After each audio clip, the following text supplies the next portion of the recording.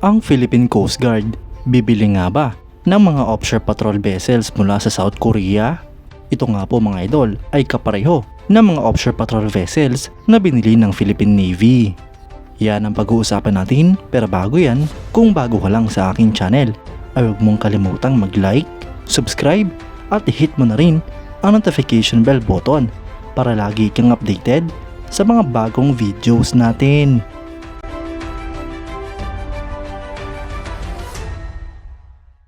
Ang Hyundai Heavy Industries ay nag-display sa Korean Ocean Expo 2024 sa Incheon, South Korea.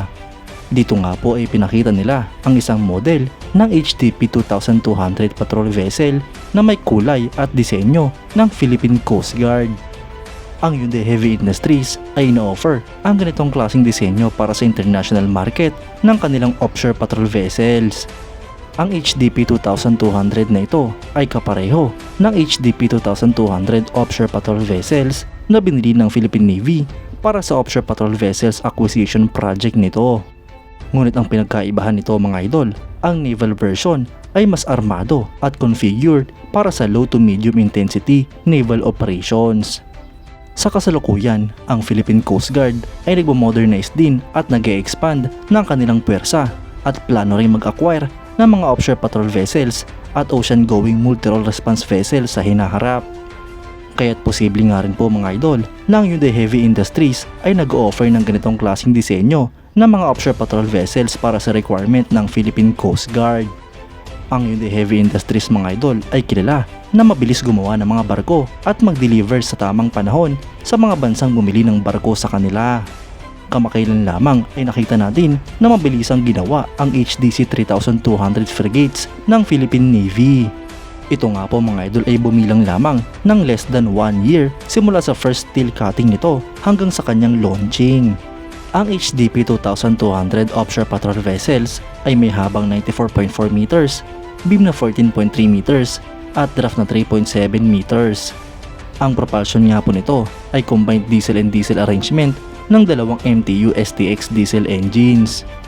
Ito nga po ay may maximum speed na 22 knots at may maximum range na 5,500 nautical miles. Ang boats and landing craft carried nga po nito ay dalawang rigid hull inflatable boats. Habang kompleto naman nga po ito sa sensors and processing systems tulad ng Hanwha Combat Management System, 2D Air Surface Search Radar, Identification Friend or Foe System, Navigation and Search Radar, Fire Control Radar, Extended Long Range Optronic Sensor Suite, Integrated Navigation and Bridge System, Mission Bay or Multi-Mission Module Containers at marami pang iba. Para naman nga po sa electronic warfare and decoys ay meron itong radar electronic support measures at dalawang mortar type decoy launchers. Ang bawat barko nga rin po mga idol ay merong flight deck at helicopter hangar. Bukod nga po sa barkong ito na posibleng bilhin ng Philippine Coast Guard, ay binili na nga po ito ng Philippine Navy kung saan 6 na units ng mga offshore patrol vessels na dinisenyo at ginawa ng Hyundai Heavy Industries ang kanilang binili.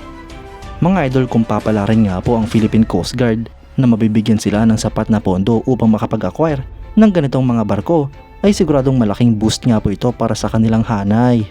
Alam naman nga po natin na ginagamit ang mga barko ng Philippine Coast Guard upang magpatrolya sa ating mga teritoryo, lalong-lalo na sa West Philippine Sea.